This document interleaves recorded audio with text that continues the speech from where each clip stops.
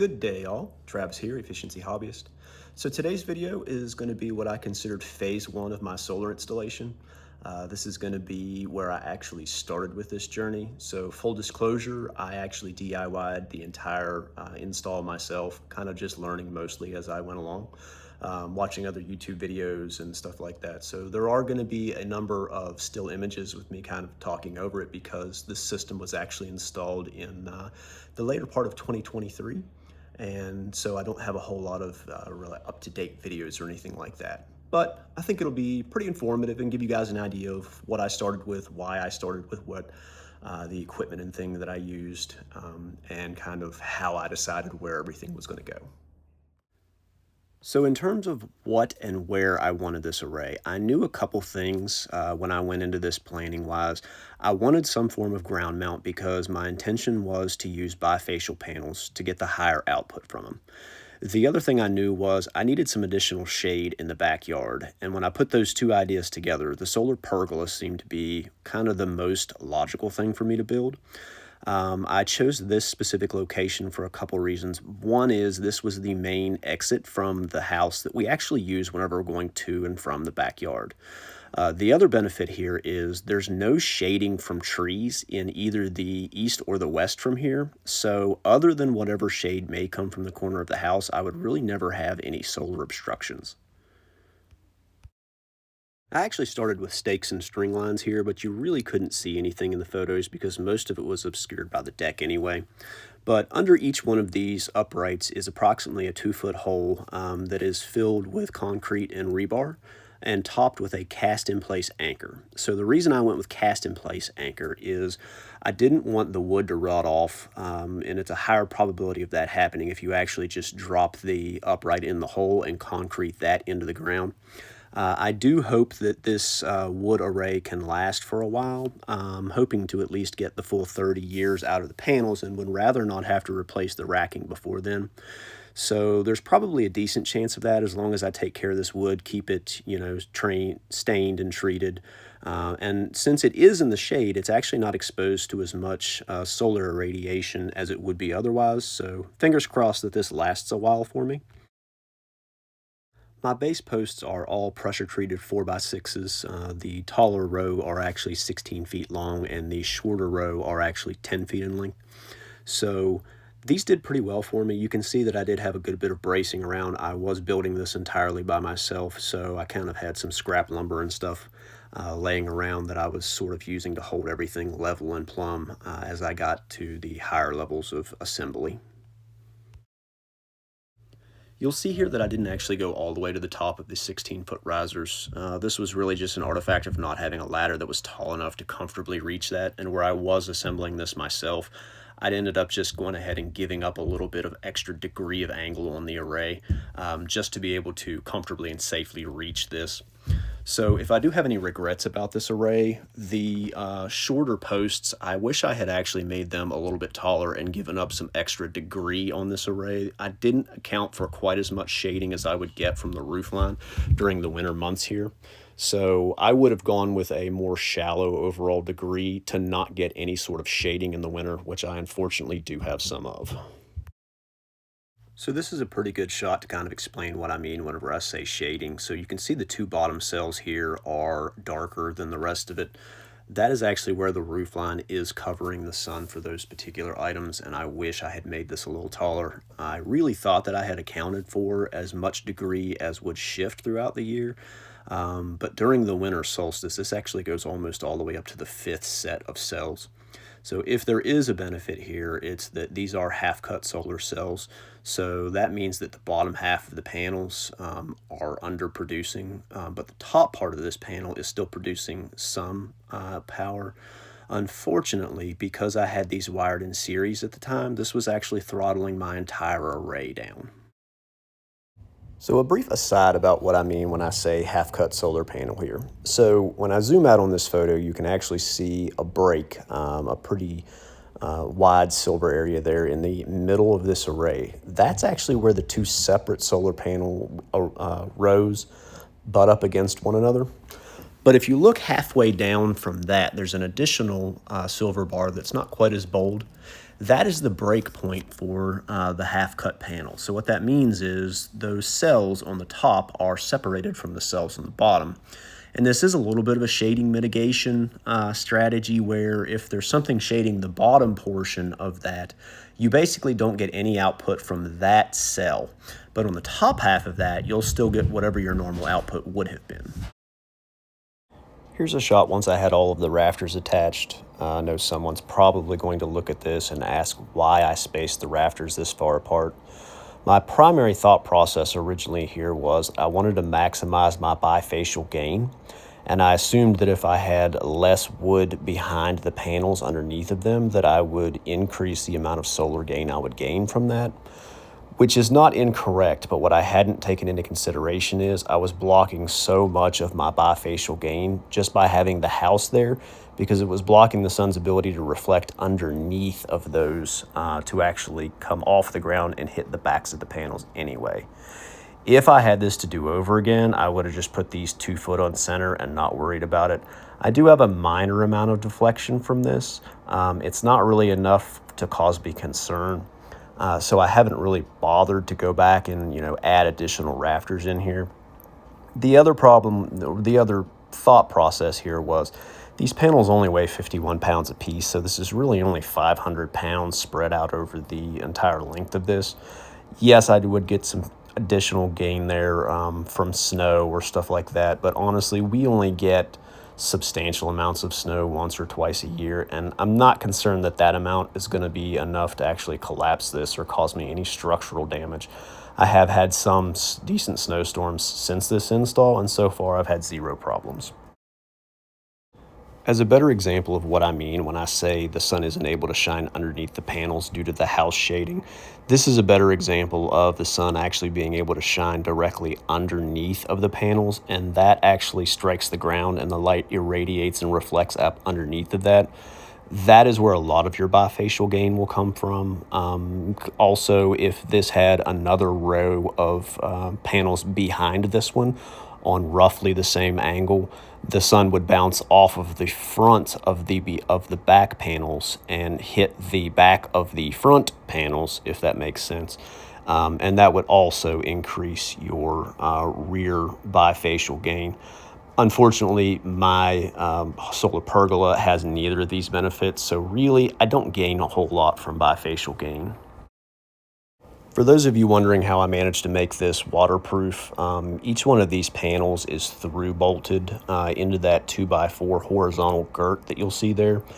Between that, I actually have silicone sealing the panels together from one another, and then that's additionally screwed through the panels. So each panel is actually drawn and screwed into the next one beside it with the silicone, creating a tight seal. So I get 0 leakage from any of these. This is essentially what the end product looked like. There is still some support racking that's not installed in this image, but to give you kind of an idea of how it turned out, I was actually pretty pleased overall with the way it came together in the end. And it definitely is rather functional in terms of providing shade for the back area, as well as blocking some of the weather and things from the door so that it's easier to come and go into the backyard when there is foul weather. So I'm very pleased with the way it turned out aesthetically. I think it looks great.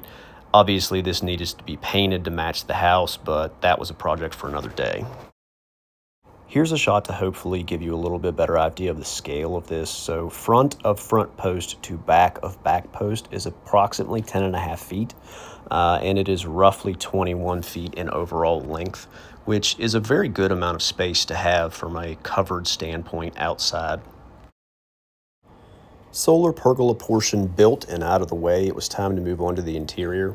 So this is a good example of you don't know what you don't know, and what I didn't know at the time was that I should have gone ahead and put up some sort of non-combustible backer board here before I mounted my inverter and my emergency backup panel. I had primarily watched a lot of off-grid videos, and that's not a big deal, but if for off-grid situations, but if you do intend to be able to backfeed the grid with these units, as this hybrid unit is capable of, you do want to go ahead and put some form of non-combustible surface behind this unit. Otherwise, it's very likely that your inspector is going to make you take the whole thing down and reinstall it with that, fire precaution in place. So one other thing I did get dinged on a little bit when I did have an inspector come out and look at this is he actually wanted this transition from the PVC conduit over to the metallic conduit. Um, Full disclosure, I never did actually go back and take all of this down and reinstall everything. And that is one of the reasons why I don't have any data for backfeeding the grid, as I've never actually gone through all of the remaining steps to be able to backfeed the grid. But I'm so far pretty happy with the way my hybrid inverter works, and we'll talk about some of the benefits of hybrid over off-grid if you are attached to the grid at a little bit later in the video. There are a number of ways that you can install a hybrid inverter. I actually have mine set up so that I have an emergency backup panel, so that I could sort of shift loads from less important areas to more important areas. There's a couple different ways you can do this.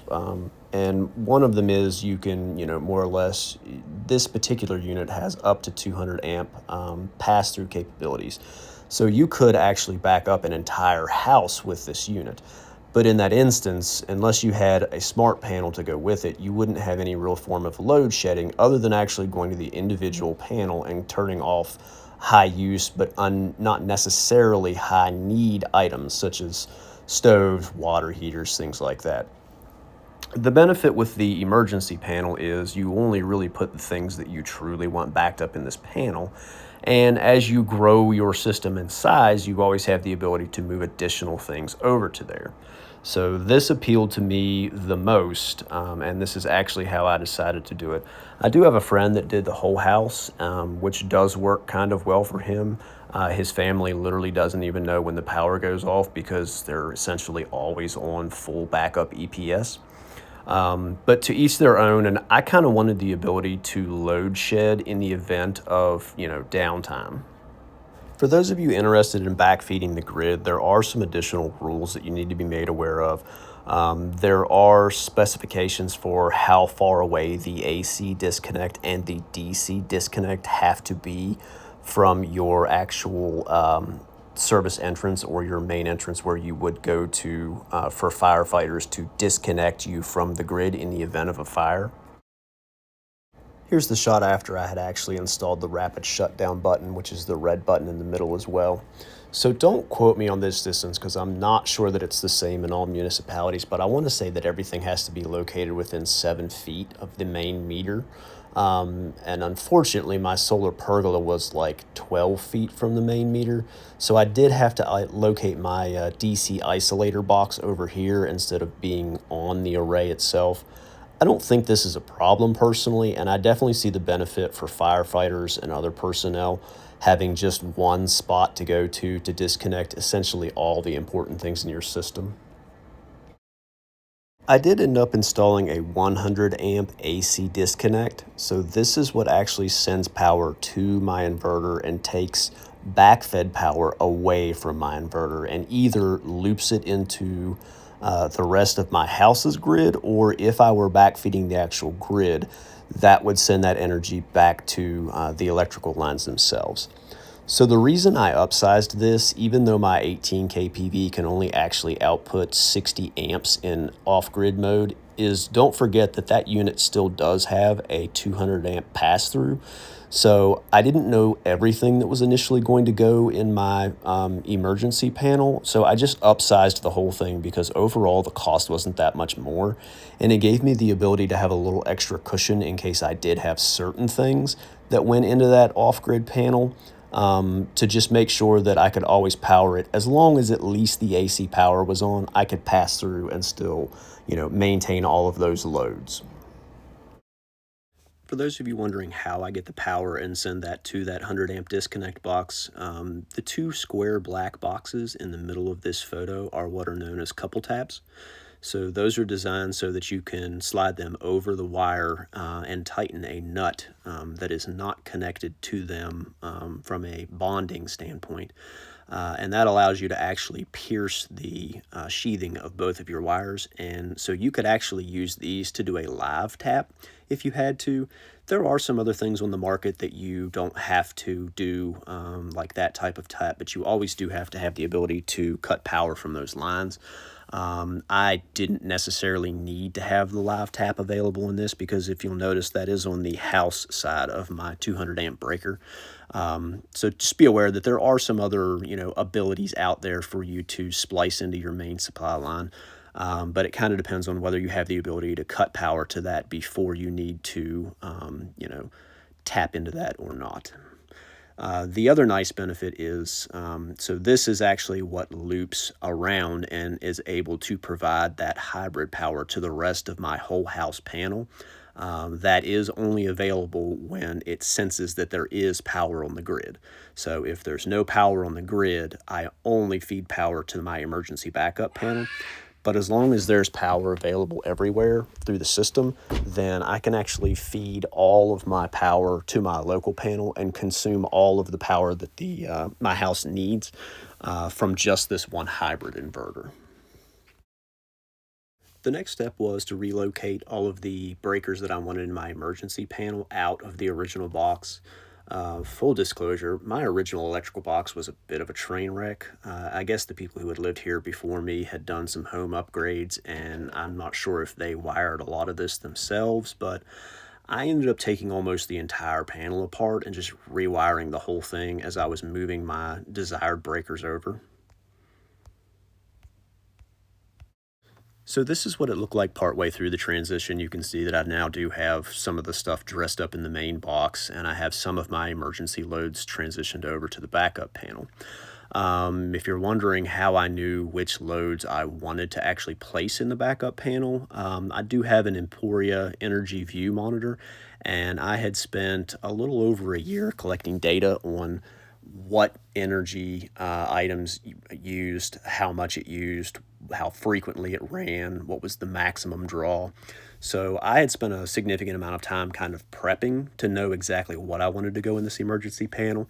It's going to be a little different for everyone, but essentially you just need to make sure that whatever goes in there, you have enough battery power to support.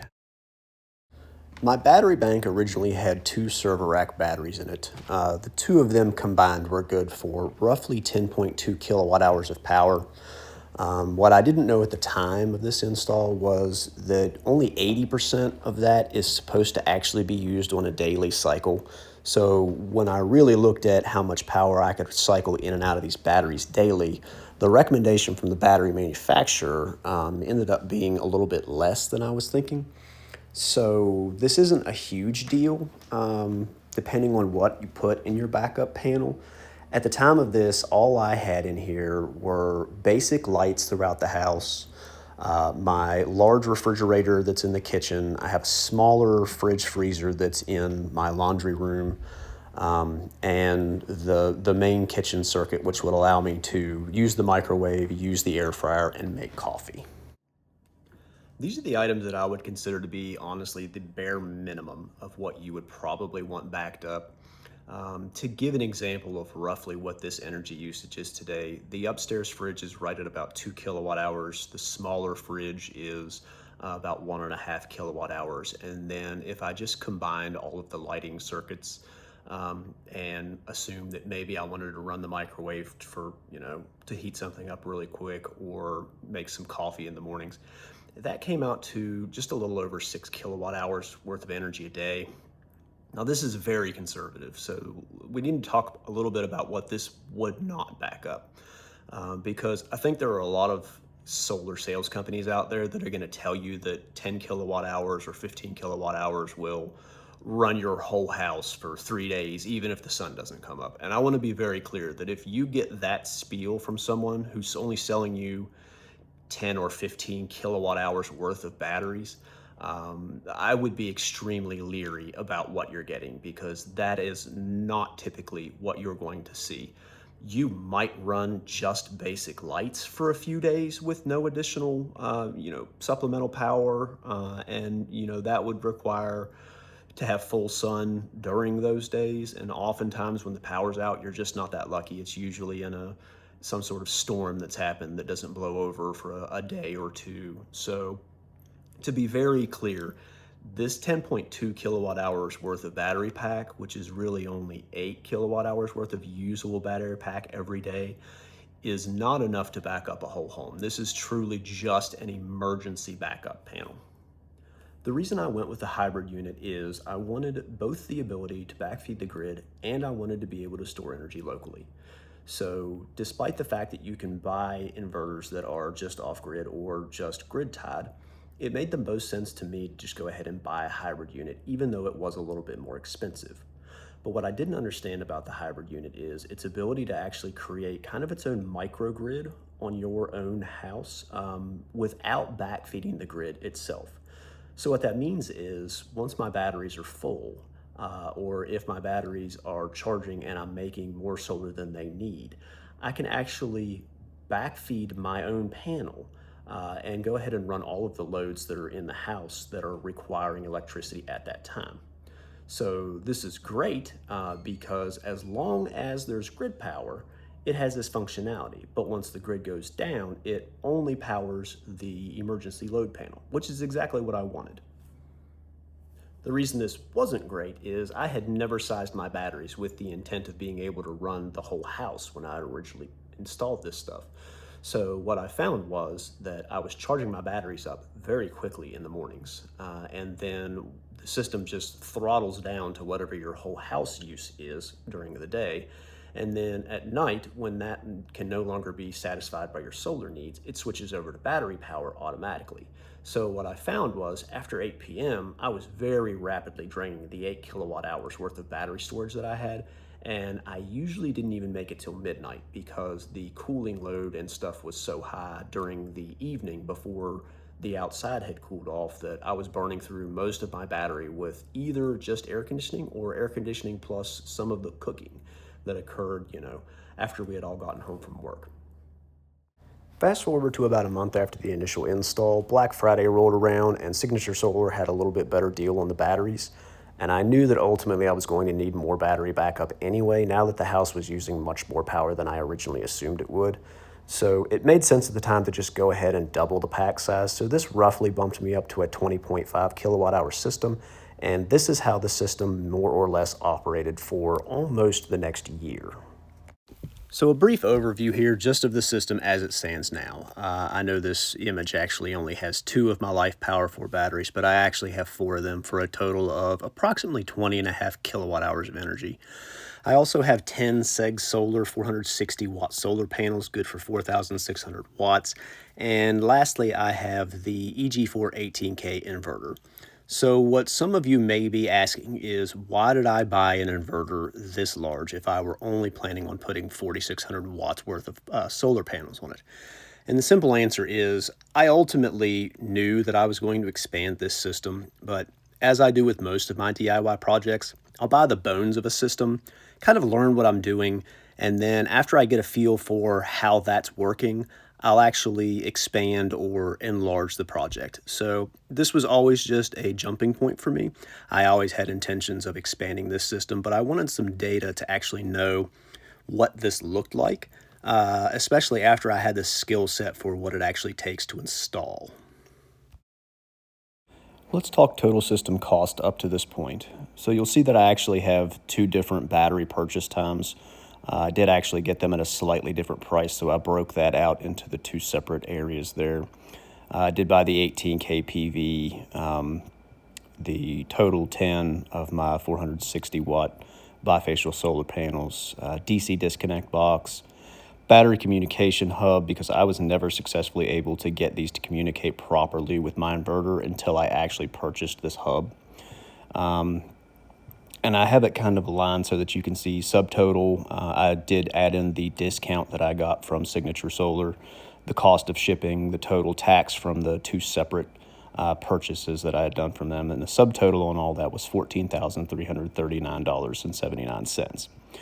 So then there's everything that I had to have to install the system. So the emergency backup panels, all the breakers, wire, all the wood, concrete, everything else to make this system whole. So my total came to $17,226.80 basically. And at the time, I was lucky enough to have the 30% solar tax credit. So once I received that tax credit, I basically paid $12,060 for the total system at this time. So the question you probably want answered is, how much energy did we generate? Well, I'll show you the first couple months of generation, but take these with a little bit of a grain of salt, because do keep in mind, I didn't have it all the way installed in the month of October. So this isn't a full month's data. And also I only had the 10 kilowatt hours worth of battery originally. It does look a little bit better in November of this year, but I still didn't have the state of charge operating at the battery. So I was trying to manage it with voltage, and I wasn't doing the best of jobs. So we'll look at some of this data. This is actually the best December that I got out of this array. And that is going to be due to the shading that I get from the house. So with no other additional work done to the array, later I did come back and try some other projects to see if I could reduce some of the shading. But for all intents and purposes, 2024 was mostly the first full year of full generation that I got from this array.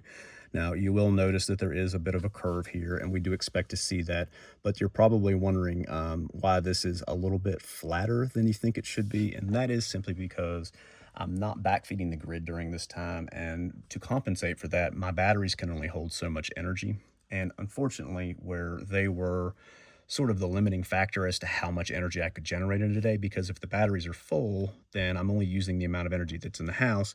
And if I'm not using enough, it just literally burns off the energy that is created at the panel level as excess heat. So it just throttles down to whatever the house needs. So the other thing that's a little bit odd is you'll notice that we did start to have a little bit of an odd dip in October.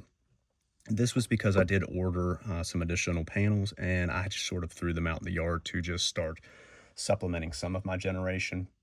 So these results are just slightly skewed in terms of what I could have generated. If I flip over to the total generated for the year, I did actually make 6,137 kilowatt hours for the month of for the year of 2024.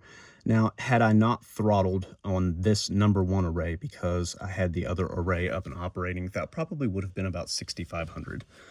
So that's not too bad. I was pretty happy with that for considering this was a 4,800 watt array. Now, do keep in mind that there is some loss through the inverter converting this from DC to AC. So I can't just say that I fully subtracted 6,500 kilowatt hours off my power bill. That's not quite how it works. But just to sort of give you an idea of what we were generating, I was pretty steadily generating mid to upper 600s. In terms of every month, I was reducing my power bill by around 600 kilowatt hours by the time I took into consideration the losses through the system due to energy conversions.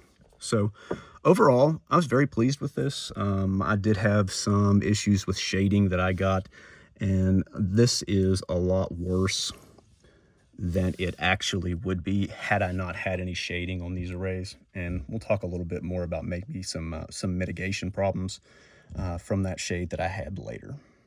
I want to flash back to this picture for just a second, because I do want to point out something that's important here. If you're looking at the 2024 energy generation and you're wondering why 2025's was lower, that's actually because I had added the other arrays and I was making more power overall, but because those other arrays were making more power, it actually throttled this one. So technically, it does look like I made less on this array in year 2, but it's really only because I had other arrays picking up the slack. This is a shot of the very last power bill that I had before I had any supplemental power coming in from solar. So as you can see, I had averaged just under 16,000 kilowatt hours for the prior 12 months before I turned on my solar system. And here is the shot of the same time frame 1 year later exactly. So you'll see that I used basically the same amount of power, almost 16,000 kilowatt hours overall from my inverter side, but that was knocked down to substantially less in terms of what I actually paid for power. Here's a shot of what it actually looked like from the inverter side of things. So the light blue bar was solar generation, the dark brown bar was energy imported from the grid, and the orange bar is overall consumption for that month. So let's pick on June for just a minute here, because that happened to be my highest solar generation month this year at 697 kilowatt hours. Of that, it used 612 kilowatts to actually reduce the energy that I paid. So that simply comes from taking consumption, subtracting out the imported, and that tells you how much you actually reduced your power bill by. So the reason again for this is just losses in conversion factors when you're taking DC current to AC and putting it into batteries and taking it out of batteries and converting it back to AC, as well as the energy that it takes to run the inverter itself. You do lose some of that efficiency. So this month happened to have about an 88% conversion factor, but my overall yearly average was about 85%. On to the final dollars and cents. Of the $12,058 that I spent installing this system, I generated 6,131 kilowatt hours. But due to energy losses, I only actually saved 5,220 kilowatt hours off my total bill. Assuming that I pay 13.5 cents a kilowatt hour, that means that I saved $705 this year, and it gives me a return on investment of 17.1 years. So I'm not too concerned about the length of time that this will take, because essentially I sized many of the components in this system for additional solar panels and additional batteries. This was really only ever the jumping point, and I could have actually saved several thousands of dollars if I had bought a smaller inverter, downsized some of the wires that I used. But really, this is what I wanted to start with, and always had intentions of adding more. So would I do this again? Absolutely. And in fact, I've added more and more to the system almost every year since I put it in. For me, solar is just absolutely fascinating. I wanted to do it before I actually did do it, but it had always been a little cost prohibitive. The price of everything kept coming down year after year. And finally, I got to the point where I started seeing the benefit of having this replace a whole home generator as well. So we had a number of power fluctuations over the years, and I do have a dual fuel smaller generator, and I had considered putting in a whole house backup, and actually I just did this instead. And I don't regret this honestly at all.